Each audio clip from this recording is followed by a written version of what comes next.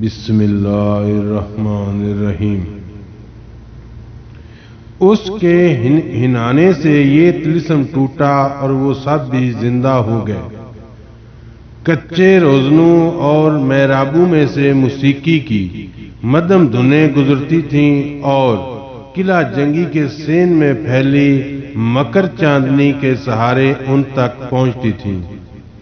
وہ پھر سے زندہ ہوئے، مجسمے کے روپ بے روپ سے باہر سکوت ترک کر کے آئے تو پھر چلنے لگے۔ گھوڑے کے پیچھے پیچھے چلنے والوں کو آسانی یہ تھی کہ وہ اب لاشوں پر چلتے، ٹھوکر نہیں کھاتے تھے۔ جہاں گھوڑا جھجک کر پاؤں اٹھاتا وہ بھی احتیاط کرتے تھے، لیکن ایک کائناتی خاموشی کے بعد ان کے کانوں میں جو موسیقی لہریں لیتی دہراتی تھی اس نے انہیں زندگی کے قریب کر دیا۔ جانی اس کی نامنوس دھن پر سر ہلاتا جا رہا تھا۔ ایک عرصے کے بعد اس نے موسیقی کو اپنے اندر اترنے دیا تھا۔ اگرچہ اسے پشیمان ہونا چاہیے تھا کہ ایک حرام شے اس کے اندر اتر رہی ہے، لیکن وہ سر ہلاتا چلا جا رہا تھا کہ اس کا حالت کفر میں مبتلا بدنی نظام اسے بے اختیار کرتا تھا۔ اس نے رکے بغیر مرتضیٰ کو مخاطب کیا، موسیقی کے ساتھ جو گیت سنائی دے رہے ہیں کیا تم ان کو سمجھ سکتے ہو؟ یہ ہم سے کیا کہتے ہیں؟ یہ ہم سے کچھ نہیں کہتے۔ امریکی مرتضیٰ نے اپنی داڑھی میں انگلیوں سے کنگھی کرتے ہوئے کہا۔ بالوں میں کسی زخم کی کھرچن سخت ہو رہی تھی۔ یہ گیت بھی نہیں جانتے کہ ہم یہاں ابھی تک زندہ ہیں۔ یہ صرف دو زبانوں میں ہو سکتے ہیں، پشتو میں یا پھر فارسی میں۔ تو پھر یہ فارسی میں ہوں گے۔ شمال والے گا بجا رہے ہیں۔ اگر یہ پشتو میں ہوتے تو اس کے چند لفظ میں بھی سمجھ لیتا۔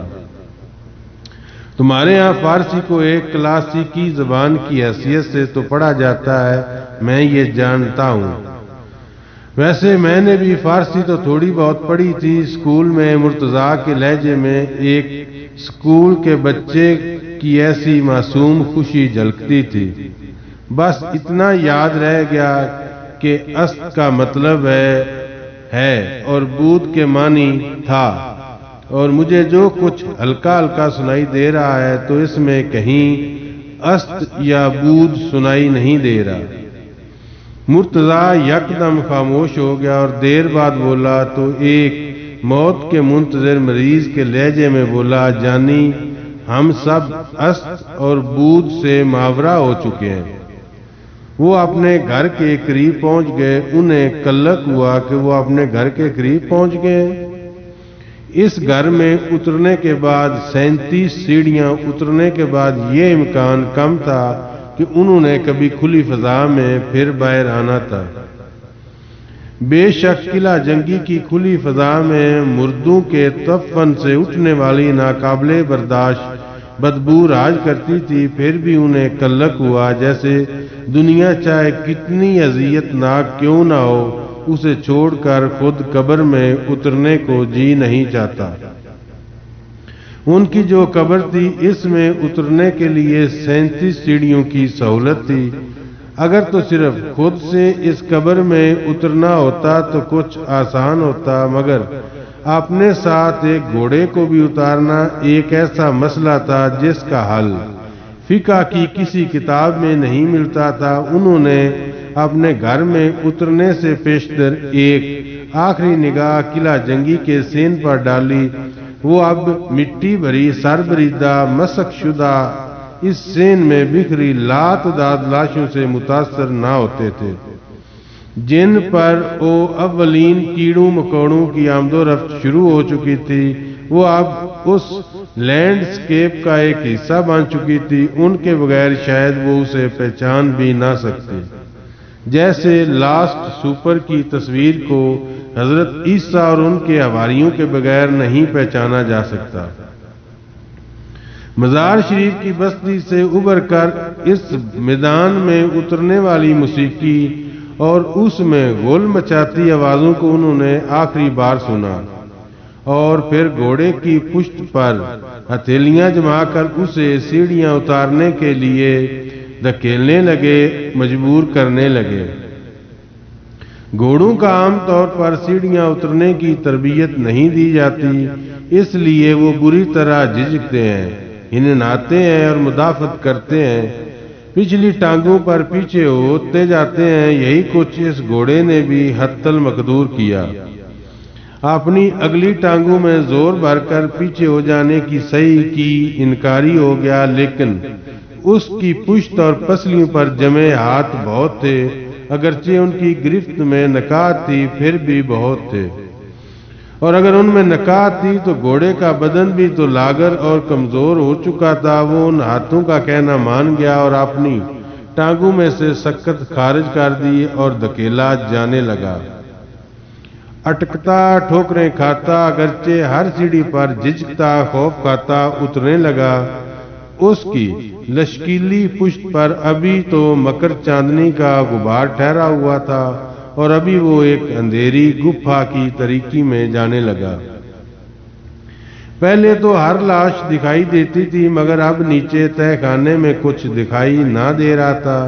بے شک وہاں سین میں لاشیں تھیں، لیکن انہیں بھی دیکھنا اچھا لگتا تھا کہ آنکھیں دیکھنے کے لیے ہوتی ہیں۔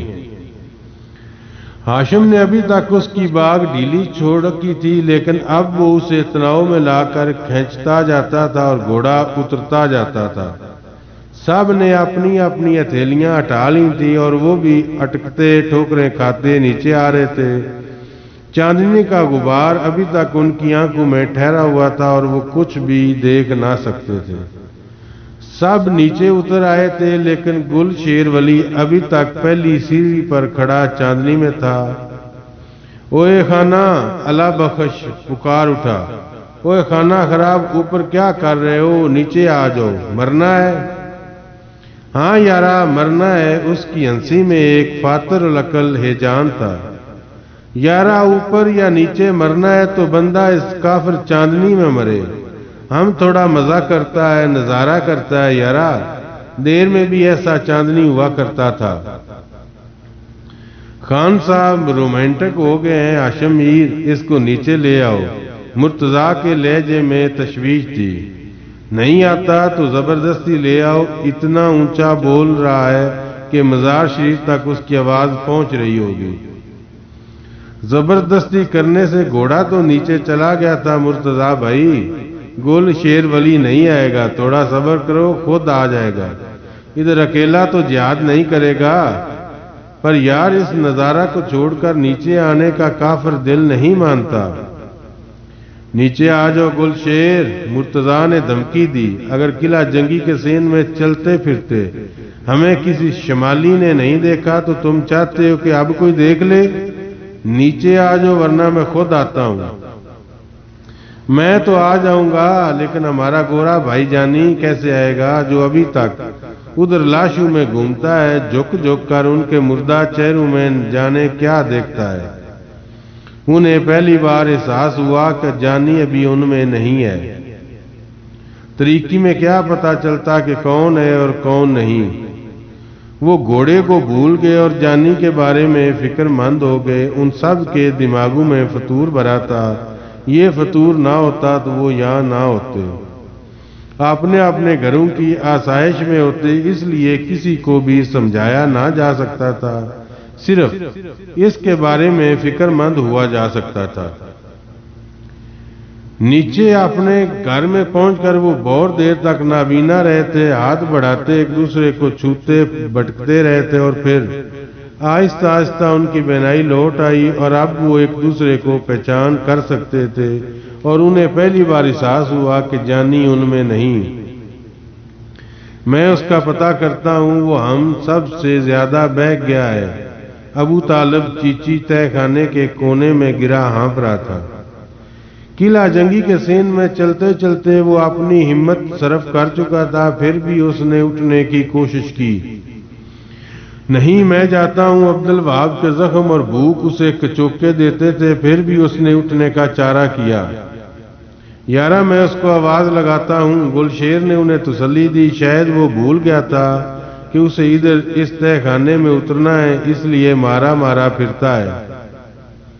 نہیں گلشیر، عبدالوہاب ہراساں ہو گیا، آواز بلند نہیں کرو، کوئی نہ کوئی سن لے گا۔ نہیں، کیا بات کرتا ہے عرب بھائی، ادھر صرف لاش لوگ پڑا ہے اور اس کا کان نہیں سنتا، جو کان سنتا ہے وہ ادھر نیچے مزار شریف میں، یہاں سے بہت دور ہے، وہ خانہ خراب موسیقی سنتا ہے۔ او جانی، گل شیر کی پکار نے پورے تہ خانے کو بھر دیا، اتنی بلند تھی۔ او جانی، پھر وہ اس تہ خانے میں ایک مرگولے کی طرح گھومتی نکلتی اور جانی تک جا پہنچی، جو قلعہ جنگی کے سین میں بکھری لاشوں کے میلے میں ایک گم شدہ بچے کی مانند پریشان گھومتا تھا کہ اب کدھر جائے، گھر کا راستہ کہاں ہے، ماں باپ کا دست شفقت کہاں ہے، اور واقعی وہ مکمل طور پر فراموش کر چکا تھا کہ وہ کہاں سے آیا، کیوں آیا تھا، اور اب اسے کہاں جانا ہے۔ نہ اسے اپنی گزشتہ زندگی یاد رہی تھی اور نہ اسے حال کی ابتلا کا کچھ پتا تھا۔ اس گمشدگی اور فراموشی کے عالم میں او جانی کی پکار نے جیسے اسے مدوشی میں جھٹک کر ہوش تک پہنچا دیا، اور اسے احساس ہوا کہ اس کے ساتھی اور گھوڑا جا چکے ہیں اور وہ پیچھے رہ گیا ہے۔ وہ اپنے وجود کو پہچان کر اس او جانی کو پکار کے تنے رستے پر چلتا گل شیر ولی تک چلا گیا، لاشوں کو بے دھیانی میں ٹاپتا، کبھی کسی تنہا کی ہتھیلی پر قدم دھرتا اور کبھی اپنے خول سے بہہ چکی بینائی والی آنکھوں پر بوٹ جماتا، ان آنکھوں کو جھک کر سوری کہتا گل شیر ولی تک چلا گیا۔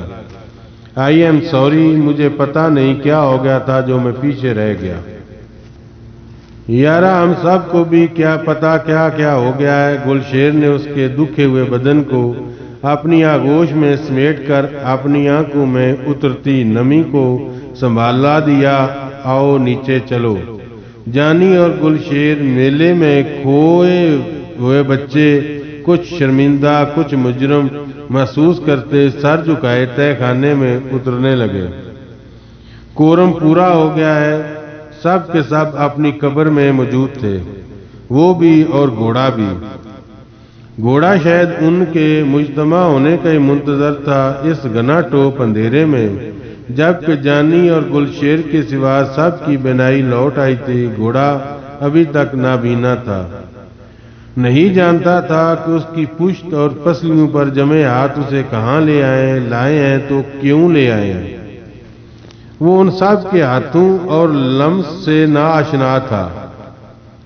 وہ کبھی بدخشاں کی لالو جوار کی کانوں کے آغوش میں پھیلے ایک وسیع اور بے دریک سبزہ زار میں بگٹٹ بھاگتا تھا، اور اس کے سمو تلے جو سرد گھاس دبتی جاتی تھی، اس کی سردی کا باعث اس میدان کے کناروں پر ابھرتی برف آلود چوٹیاں تھیں، اور وہ بے سوار بگٹٹ بھاگتا تھا۔ پھر اس کی پسلیوں کے گرد ایک جنگجو کی ٹانگیں کوس ہوئیں اور اسے بدخشاں سے بھگاتا ہوا قندوز اور مزار شریف تک لے آیا۔ اس کے لمبے کانوں میں اس سے پیشتر صرف امن اور خاموشی تھی، اور اب اس کا سوار اسے دھماکوں اور گولیوں کی بچھاڑ میں بھگاتا تھا۔ یہیں کہیں مزار شریف کے آس پاس اس کا سوار کسی غیر ملکی طالبان کا نشانہ بن کر اس کی پشت پر سے گرا تھا، اور اس طالبان کی زد میں اس کی پچھلی ایک ٹانگ بھی آئی تھی، اور وہ ایک گولی ابھی تک وہی اس ٹانگ میں ٹھہری ہوئی تھی، اس لیے وہ لنگڑاتا تھا، اور وہ کئی روز سے بھوکا اور پیاسا تھا، زخم خوردہ تھا، اور وہ اپنی پیاس بجھانے کی خاطر قلعہ جنگی کی لاشوں کو چاٹتا تھا کہ بے وقوفی میں خواہ مخواہ ہننا دیا تھا، اور وہ اپنے تہ خانے میں اس کی خبر پا کر اس تک آ گئے تھے، اور اس کی مٹی میں گھسٹی باغیں تھام کر اسے اس تاریکی میں لے اترے تھے۔ وہ ان سب کے ہاتھوں اور لمس سے اگرچہ ناشنا تھا، لیکن ان میں صرف ایک ہاتھ ایسا تھا جس نے اس کی پیٹھ کو تھپکا تھا، تو وہ جان گیا کہ وہ صرف یہ شخص جانتا ہے کہ ایک گھوڑے کی پیٹھ کو کیسے تھپکا جا سکتا ہے۔ وہ شخص اور گلشیر۔ میلے میں کھوئے گئے بچے کچھ شرمندہ کچھ مجرم محسوس کرتے سر جھکائے تہہ خانے میں اتر آئے۔ گھوڑے نے نتنے پھیلا کر آہستہ سے ایک پھر سی آواز نکالی اور اس شخص کی موجودگی کو پسند کیا جو یہ جانتا تھا کہ ایک گھوڑے کی پیٹھ کو کیسے تھپکا جاتا ہے، لیکن وہ ابھی تک نابینا تھا اور وہ اس ناآشنا گپ اندھیرے میں بے قرار اور بے چین ہونے لگا۔ وہ یا تو دیکھنا چاہتا تھا کہ وہ کہاں ہے اور پھر یہاں سے نکل کر اس کھلے میدان میں واپس جانا چاہتا تھا جہاں سے اسے لایا گیا تھا۔ مضطرب اور خوفزدہ حالت میں وہ گردن اکڑا کر زور سے ہنہنایا۔ یہ ہنہناہٹ تہہ خانے کی چھت اور دیواروں سے ٹکراتی گونجنے لگی اور لمحہ بھر کے لیے یوں لگا جیسے ایک نہیں درجنوں گھوڑے ہنہنا رہے ہوں۔ وہ سب اپنے اپنے مقام پر گھبراہٹ میں آ گئے۔ ابھی گلشیر کی جانی نے انہیں دریافت کیے خوف میں مبتلا کیا تھا اور اب یہ ہنہناہٹ تہہ خانے سے نکل کر ان کی موجودگی کی تاشیر کرنے پر قادر تھی۔ وہ گھوڑے کو اس ناواجب حرکت پر ڈانٹ بھی نہیں سکتے تھے، اس لیے چپ بیٹھے رہے تا آن کے وہ ہنہناہٹ سیڑھیوں کے راستے تعلیل ہوتی یکسر خارج ہوگی۔ گھوڑے کی گھبراہٹ کو افاقہ نہ ہوا، اس کا پیٹ پچکنے لگا اور وہ پیشاب کرنے لگا جس کی گرمی تہہ خانے کے کچے فرش کو بھگوتی اس میں ہلکی بھاپ بند کر بلند کرنے لگی۔ اس کی لید بھی خارج ہونے لگی۔ جانی نے سب سے پہلے اس خراج کو ہوا میں محسوس کیا۔ وہ اپنے ذاتی پونی برونی کی اس حالت سے آگاہ تھا۔ جانی کے زخموں کا بھی کوئی شمار نہ تھا، گہری خون آلود خراشوں کی کوئی گنتی نہ تھی۔ وہ اندھیرے کو ٹٹولتا ہوا آگے ہوا اور گھوڑے کی پچھلی ٹانگوں کو تھام کر کچے فرش میں ابھی تک جذب نہ ہونے والے گرم پیشاب پر لیٹ گیا اور اس کی گرمی کو اپنے دکھتے سرد بدن کے ہر حصے میں جذب کرنے کی کوشش میں فرش پر لوٹنے لگا۔ جہاں جہاں پیشاب کی گرم حدت بدن میں اثر کرتی وہاں راحت اور سکون کے نئے دروازے کھلتے جاتے۔ ہاشم کو بہت دیر بعد سجائی دیا کہ وہ کیا کر رہا ہے۔ جانی اس نے جھک کر اس کے شانے کو گرفت میں لے لیا۔ کیا کر رہے ہو؟ تم لوگ بھی ایسا ہی کرو ہاشم، تم سب کے لیے یہ پیشاب بہت ہے۔ یہ اینٹی سیپٹک ہے، اس میں اپنے بدن کو ڈبو دو، جلدی کرو ورنہ یہ ٹھنڈا ہو جائے گا۔